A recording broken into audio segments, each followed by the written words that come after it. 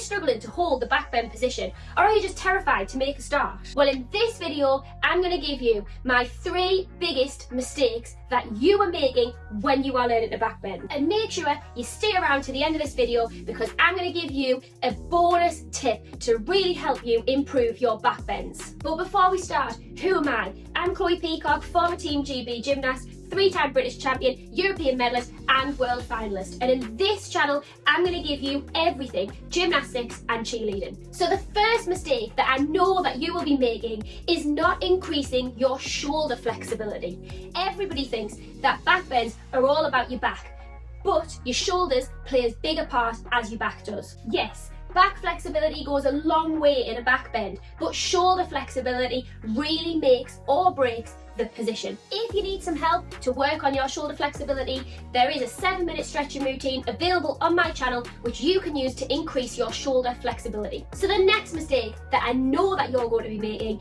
is not understanding the role that your thighs are playing in the back bend. Again, people think that a back bend is all about your back, but you must be engaging your inner thighs at all times when you are in this position. Hip flexor strength and flexibility are really important here as well, because without this, your legs will turn out, your knees will turn out, and they will almost look like frog's legs. If you need some help with your hip flexor strength and flexibility, I do have videos on my channel which you can use to help with that as well. The next mistake that I know you're going to be making is not going through progressions to help get the back bend. People think that they're just going to try and push up into that back bend position, and if you try and do this cold, it is going to really hurt your back, and that's going to put you off from trying again. So you need to make sure that you are warming up your back and your shoulders as well. I do have videos on my channel which can help you with this, but it is super important that you go through the building blocks of how we get to the back bend position. It is not something that you're going to be able to do straight away unless you have a base of skills which you can use to put yourself into the back bend position. Okay, and finally, here it is, the bonus mistake that you will be making when you are doing a back bend. And that is lifting your heels off the floor. Your feet should always be flat on the ground. And this is going to be difficult because you do need to have more flexibility, and your back bend position does need to be stronger to be able to keep your heels on the floor.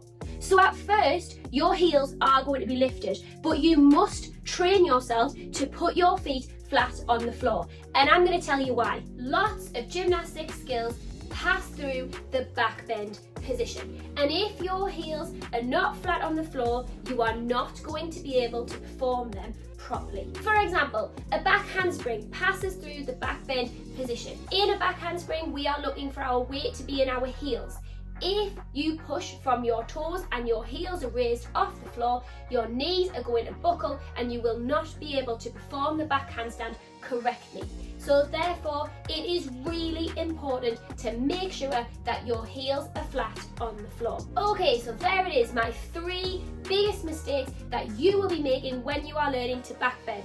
Number 1, you're not stretching your shoulders. Number 2, you are forgetting about your thighs. And number 3, you are not using progressions to help you to learn the back bend position. And my bonus mistake that you'll be making is not training your body to put your heels flat on the floor. If you are still struggling with back bends, then you can watch this video to give you more tips and tricks.